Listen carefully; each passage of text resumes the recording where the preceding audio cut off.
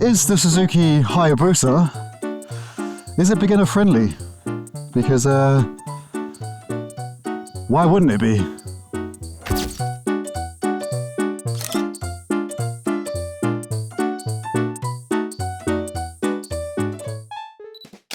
Oh, she's a pig. She is a pig. She is heavy. Well, first thing first, she's a heavy beast. But thinking of beginners in mind, she's also very low. So your feet do touch the ground very easy. So yes, tick 1 for the Busa being beginner friendly. Sounds beginner friendly. This is going to be such a stupid video. The first point, other than the fact that your feet can touch the ground, it's a big machine. Now, most of you would say, that's very heavy and very unbeginner friendly, because how would a beginner be able to manage such weight below them? What if they tip it over? Well, I put this to you, sir. How about, because it is so big, hear me out, I'm going somewhere with this. I don't know where I'm going, but I'm going somewhere. Whoops, camera died then. High risk route, perfect beginner roads for a beginner bike. But going back to me talking about this thing being so big, and beginners might find it a bit too heavy and it might tip over and break your legs. What if, because it's big, people see you coming easier?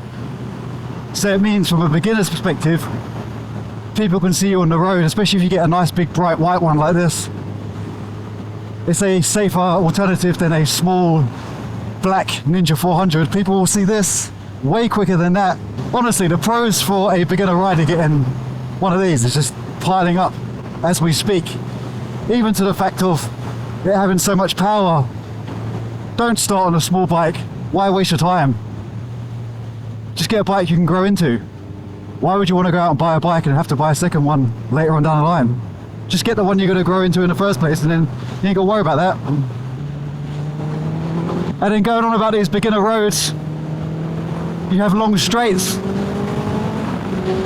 So for a beginner, you can practice your balance. And because it is so fast, you'd say a beginner has no business being on something with this much torque that can send you to the moon.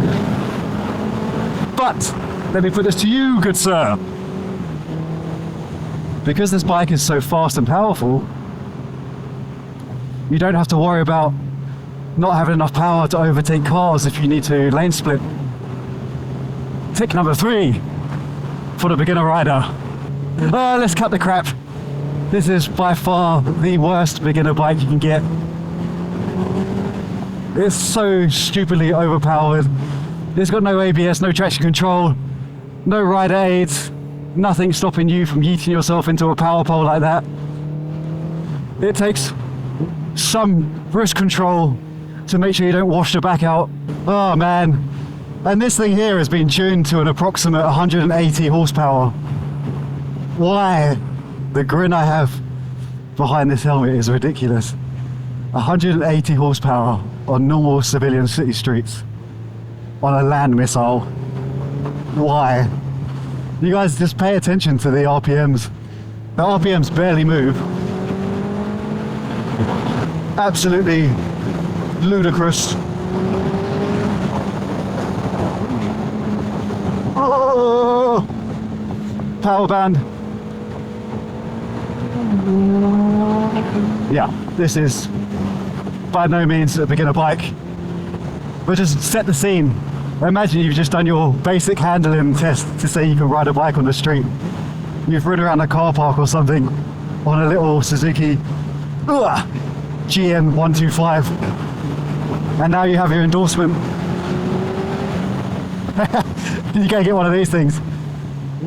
You are not making it to tomorrow, sir or madam, let alone your next birthday. Oh, dudes. Be careful on the brakes, because this thing, as I said, has no ABS. So I have to factor in all of the elevation changes to where I may or may not lose traction. Because if this thing does go wrong, it's going to go wrong very, very quick. And this might be the last video I make on YouTube. But honestly, this has way too much for most riders, let alone somebody who has no business being anywhere near this thing. It'd almost be I would say, attempted, I don't want to say the word, but I think you'd have a part to play if you handed someone the keys to this with no experience. I think you'd be just as responsible. Because even myself, right, I'd like to think I'm equipped enough to understand what I'm getting into by riding this thing. But also knowing that I'm not even touching the damn sidewalls of its potential by any chance. And to be honest, in some ways I've got no business riding this thing.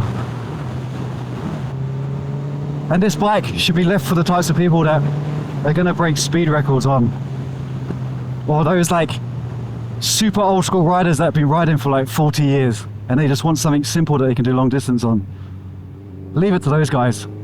I'm still too immature for this for sure.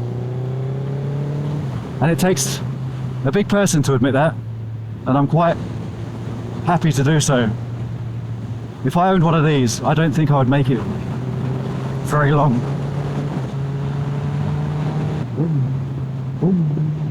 Wow, those pops and bangs, so beginner friendly. But I get it, like, I understand this is a bit of a joke topic, of course. But if you're a beginner watching this, you've got a death wish if you're actually taking this video serious. But listen to me when I say this, right? I know people who get their licenses want to go out and be really cool and get the bike that they want. Doesn't necessarily have to be an all-out Suzuki Hayabusa. It could be something as silly as like an R1. I know people love to go out and get the biggest bike they can because it looks cool. You're not going to listen to me regardless, but you're not going to have half as much fun on a bike that you can't control or enjoy. And as cool as you think it might be, I'm telling you, man, if you get mangled enough and survive, you're going to wish you didn't. So please don't be an idiot. Please be responsible and go out and start on a beginner bike and learn the skill and enjoy the riding for what it's meant to be. And leave these types of bikes to people that have deserved to ride them. Because I have been riding for many years, and even I say I've got no business being on this. This is a fun little ride I get to do. I'm grateful I get to do it. But I'm mature enough to know I'm not the demographic that should be owning one of these. I am far too immature, and there will be a day where I push it because I'm in a good mood and I feel like going fast. And fast on this thing isn't just fast, it's warp speed. But just for a laugh, let's just tie it into a fun little idea. A beginner could theoretically ride one of these things, right? If you get to the bare minimum of skill level, you can pull away on this bike and get it going down the road. You absolutely could. The margin of error is so minute. Like, this is the casino and you're betting against the house, and the house always wins. You're literally gonna get lucky so many times before it goes wrong. No other bike has this level of power below it. It's ridiculous, redonkulous, ridosaurus. But what I will say, just before I end this video, if you do have experience and you get to ride one of these things, this bike will ruin every other bike for you. There's just something that boosters do that other bikes just can't. So yeah, don't go and play with one of these things. It's like telling a kid not to play with fire if you've got no experience. And if you like this video, as always, like, comment and subscribe. Let me know what you think of the booster. I'm sad to give this thing back. And I'll see you guys in the next video.